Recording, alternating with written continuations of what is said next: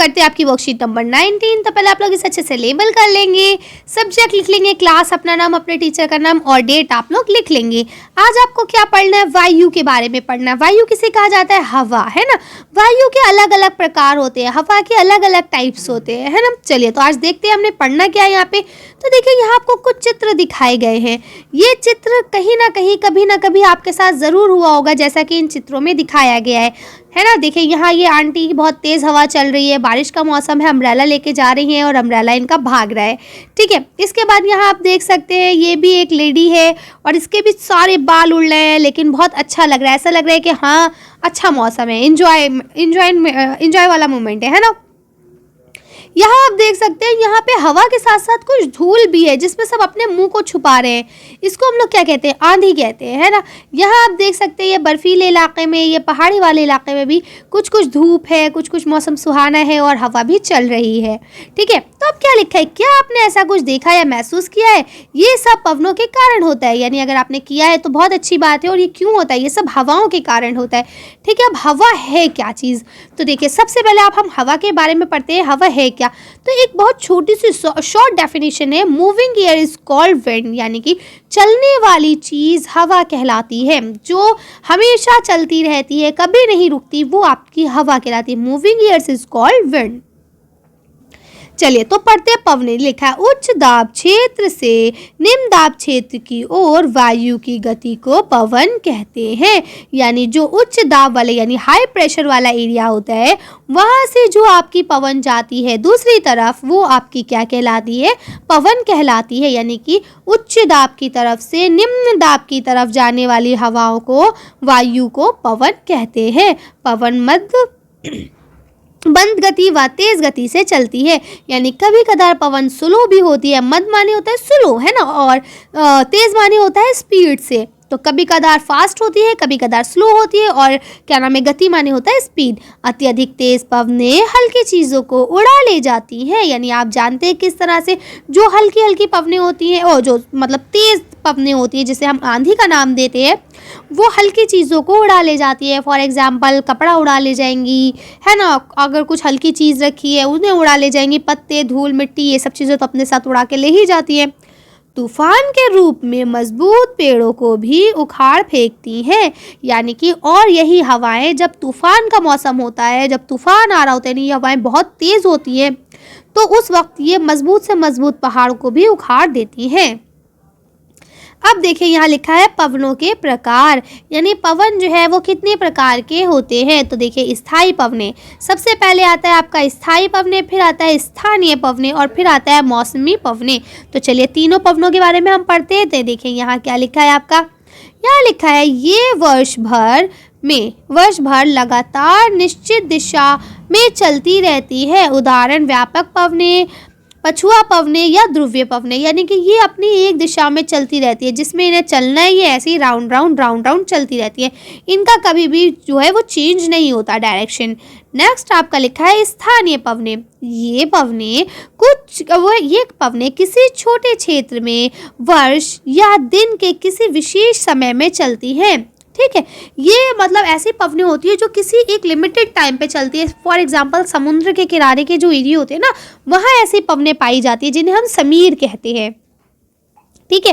तो देखिए यहाँ लिखा है उदाहरण के लिए स्थल एवं समुद्रीय समीर, है ना। समुद्र में जो ऐसी पवनें चलती है टाइम टू टाइम, रात में चलती है ये या फिर सुबह के वक्त चलती है, ठीक है। तो इनको हम लोग क्या कहते हैं? स्थानीय पवनें कहते हैं या समीर कहते हैं। समुद्र के किनारे जो चलती है उन्हें समीर कहा जाता है।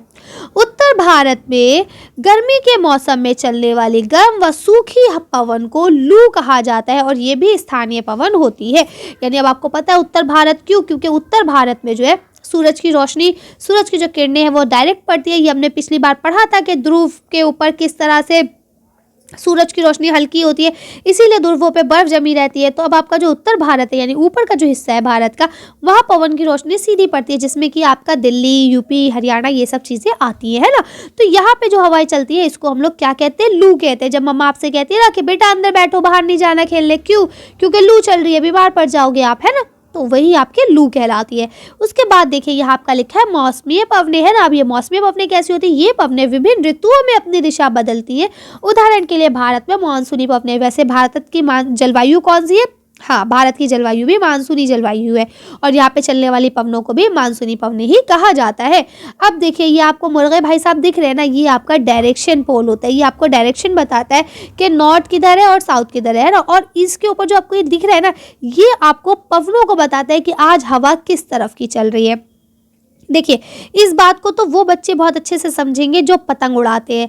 आप में से जितने बच्चे पतंग उड़ाते हैं मुझे कमेंट्स करके बताएंगे कि कौन कौन पतंग उड़ाता है, तो वो बच्चे ये जान जाएंगे कि कैसे जब बचपन में हम लोग पतंग उड़ाते थे तो पहले मुट्ठी भर के ना मिट्टी को ऐसे ऊपर से फेंकते थे नीचे। ठीक है, अब ऐसे यहाँ पे हम खड़े हैं, ये ज़मीन है, ठीक, यहाँ से हमने मिट्टी को फेंकना शुरू करा तो अब मिट्टी ना जिस तरफ की हवा होती थी, अगर इधर भाग रही है तो इसका मतलब इधर की हवा है। अब हम इधर से इस तरफ खड़े होकर इधर पतंग उड़ाते थे। ठीक है, अगर वो इधर भाग रही है तो हम इधर खड़े होकर इस तरफ पतंग उड़ाते थे। तो ये बच्चे आप लोग ने भी किया होगा बचपन में या अभी भी करते होंगे। तो ये जब वो मिट्टी वाला सॉल्यूशन तो हम लोग ने निकाला है, क्यों? क्योंकि हम लोग हर काम जुगाड़ पे कर लेते हैं, है ना। लेकिन ऑफिशियली ये जो है ये आपको डायरेक्शन बताता है कि आपकी हवा किस तरफ की है।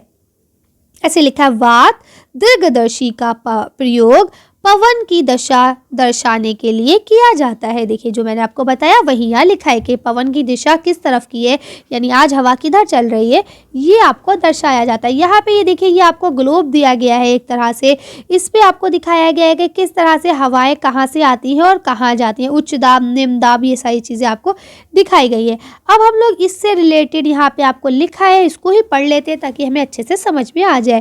तो देखिए लिखा है प्रमुख वायुदाब प्रेटिया एवं पवनें। तो अब हम लोग पढ़ते हैं जो इसमें प्रमुख वायुदाब होता है, तो वायुदाब में अंतर पवन प्रणाली की उत्पत्ति का प्रमुख कारण है। वायु हमेशा उच्च दाब वाले क्षेत्र से निम्न दाब वाले क्षेत्र में चलती है। यानी वायु कब चलती है? जो ऊंचे दाब वाले क्षेत्र होते हैं, हाई प्रेशर वालों से लो प्रेशर की तरफ हवा जाती है। ठीक है, उसके बाद लिखा है भूमध्य रेखा निर्बल। अब आपको पता है सबसे पहले जो 0 डिग्री की रेखा होती है वो हमारी क्या कहलाती है? भूमध्य रेखा। ये एक कल्पित रेखा है जिससे हमने अपनी पृथ्वी को 2 बराबर भागों में बांट रखा है। ठीक है, अब लिखा है ये भूमध्य रेखा के 5 डिग्री उत्तर से 5 डिग्री दक्षिण तक फैला हुआ है। ये आपको देखिए अब रेखाओं की जानकारी दी जा रही है कि कहाँ से कहाँ तक फैला हुआ है। ठीक है, इस क्षेत्र में पूरे वर्ष तापमान अधिक रहता है, इसलिए वायुदाब हमेशा कम रहता है। मौसमी पवनों के साथ साथ इन पेटियों में भी उत्तर और दक्षिण के खिसकाव होता रहता है। तो आप यहाँ समझ सकते हैं कि किस तरह से ये जो एरिया है ये उच्च दाब वाला है, इसलिए ये निम्न दाब की तरफ हमेशा भागता रहता है। अब लिखा है उपोषण उच्च दाब। ठीक है, यहाँ देखिए क्या लिखा है, ये उत्तरी गोलार्ध में 30 डिग्री उत्तर अक्षांश और दक्षिणी उत्तर गोलार्ध में 30 डिग्री दक्षिण के आसपास स्थित है। अधिक तापमान रहते हुए भी यहाँ पर उच्च वायुदाब पाया जाता है। यानी तापमान अधिक, जिस जगह पे तापमान अधिक होता है वहाँ वायुदाब कम हो जाता है। ठीक है, लेकिन यहाँ पे तापमान ज़्यादा होने के बावजूद वायुदाब भी ज़्यादा ही है। भूमध्य रेखा पट्टी पर उठने वाली वायु ध्रुवों की ओर बहने लगती है, लेकिन ये पवनें पृथ्वी के घूमने के कारण पूर्व की ओर विपक्षित हो जाती है। ठंडा होने के कारण वायु उतरने लगती है, इस तरह उच्च दाब क्षेत्र बन जाते हैं। यहाँ से जो पवनें भूमध्य रेखा की ओर चलती हैं उन्हें व्यापक पवनें कहा जाता है। ठीक है, यानी वो पवनें जो उत्तर से चलती हैं इन्हें क्या कहा जाता है? व्यापक पवनें कहा जाता है। देखिए ये बहुत हाई क्लास हो गया, आपको थोड़ा थोड़ा तो समझ में आ रहा होगा लेकिन ज़्यादा आपके समझ में नहीं आ रहा होगा। एक्चुअली ये सब 11th 12th में ज़्यादा अच्छे से पढ़ाया जाता है, तभी आपको ज़्यादा अच्छे से समझ में आता है। बस आप इनका नाम याद रखें कि कौन कौन से प्रेशर वाले क्षेत्र है, आप इनका नाम याद रखें। देखिए व्यापक पवनें किन्हें कहा जाता है? यहाँ देखिए यहाँ जो पवनें भूमध्य रेखा की ओर चलती है उन्हें व्यापक पवनें कहा जाता है, और ध्रुवों की ओर चलने वाली पवनों को जो दोनों गोलार्ध में समान पवन कहा जाता है। ठीक है, अक्सर ये एक नंबर पे क्वेश्चन आते हैं तो आप इनको याद कर लेंगे। उसके बाद लिखा अधूर ध्रुवी निम्न दाब, यानी क्या लिखा है? दोनों गोलार्ध में लगभग 60 डिग्री अक्षांश के पास उत्तर और दक्षिण के आने वाली पवन जो ध्रुवीय पवनें के कहलाती हैं, इनका टकराव ऊपर उठता है। टकराव से क्या होती है? ये ऊपर उठ जाती है, जहाँ जिससे अब क्या लिखा है देखिए, जिससे भी ये निम्न दाब दाब का क्षेत्र बन जाता है, यानी कि अब क्या होता है, इससे ये क्षेत्र जो है वो निम्न दाब का क्षेत्र बन जाता है। यहाँ तापमान कम होने के बाद भी वायु दाब कम पाया जाता है, यानी यहाँ वायु तापमान कम है उसके बावजूद वायु दाब भी कम पाया जाता है, जबकि मैंने भी बताया जहाँ तापमान कम होगा वहाँ वायु दाब ज़्यादा होगा। अब ध्रुवीय उच्च दाब, यहाँ क्या लिखा है, ये दोनों गोलार्धों में 80 डिग्री और 90 डिग्री अक्षांश के बीच स्थित हैं। बहुत कम तापमान के कारण पूरे वर्ष ध्रुवों पर उच्च दाब बना रहता है। यहाँ से निम्न वायु दाब क्षेत्र की ओर ध्रुवीय पूर्वीय पवनें चलती हैं। ठीक है, अब यहाँ लिखा है सभी चित्र गूगल से लिए गए हैं। ठीक है, यहाँ जो आपको चित्र वगैरह दिए गए ये सब आपके गूगल से लिए गए हैं।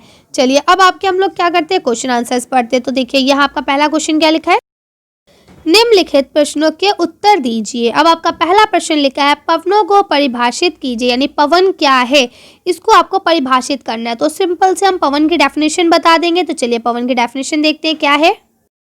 देखिए यहाँ क्या लिखा है, चलती हुई हवा को पवन कहते हैं, यानी वो हवाएं जो हमेशा चलती रहती हैं वो पवनें कहलाती हैं। अब अगर आप चाहे तो ये डेफिनेशन खाली लिख सकते हैं कि चलती हुई हवाओं को पवनें कहा जाता है। ठीक, अगर आप चाहे तो ये डेफिनेशन लिख सकते हैं कि उच्च दाब से निम्न दाब वाले क्षेत्रों में जो वायु गति करती है उसको पवनें कहते हैं।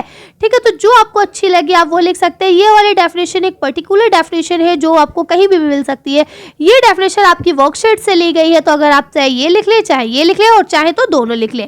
ठीक है, आपको याद करने में जो आसानी लगे उसको अच्छे से कर ले। चलिए आगे बढ़ते हैं। यहाँ आपका नेक्स्ट क्वेश्चन देखिए लिखा है मिलान करें पवन के प्रकार। यहाँ पे आपको मिलान करना है। ठीक है, तो देखिए ये क्या है आपका स्थायी पवनें। स्थानीय पवनें क्या होती है, आपकी व्यापक पवनें होती है। ठीक है, स्थानीय पवनें कौन सी होती है, लू वगैरह जो किसी स्थान पे पर्टिकुलर समय पे चलती हैं। ठीक है, मौसमी पवनें वो होती हैं जो आपके मौसम के हिसाब से चलती हैं, जैसे कि आपकी मानसूनी पवनें। तो आप इस मैचिंग को कर सकते हैं आसानी से। आगे गतिविधि दी गई है कि अपनी पुस्तक में से 1999 में जो उड़ीसा में आया चक्रवात था उसके क्या प्रभाव हुए थे इसको पढ़ना है, और इसी तरह की कुछ और खबरों के बारे में आपको पता लगाना है। ये सिर्फ आपकी एक्टिविटी है, आप लोग अपने तौर पे अपनी कॉपी पे करेंगे। ये आपको वर्कशीट में अगर चाहे तो कर भी सकते हैं, क्योंकि ये इकट्ठा करना जानकारी तो आपके आगे एक्टिविटी वाला काम होता है ना, तो इसे करने में आपको टाइम भी लग सकता है। तो फिलहाल आपको इस वर्कशीट में सिर्फ 2 ही क्वेश्चन करने हैं मेनली, जो मैंने आपको बता दिए हैं, तो आप लोग इसे आसानी से कर सकते हैं। बाकी उड़ीसा में जो चक्रवात आया था इसके लिए आप लोग अपनी बुक खोलेंगे, उसमें आपको ये मिल जाएगा। चलिए तो आज की वर्कशीट को हम लोग यही खत्म करते हैं। आज की वीडियो में बस इतने ही। अगर आपको हमारी वीडियो पसंद आई हो तो प्लीज़ इसे लाइक और शेयर करें। अगर अभी तक आपने हमारे चैनल को सब्सक्राइब नहीं करा है तो प्लीज़ हमारे चैनल को सब्सक्राइब करें। Thank you for watching.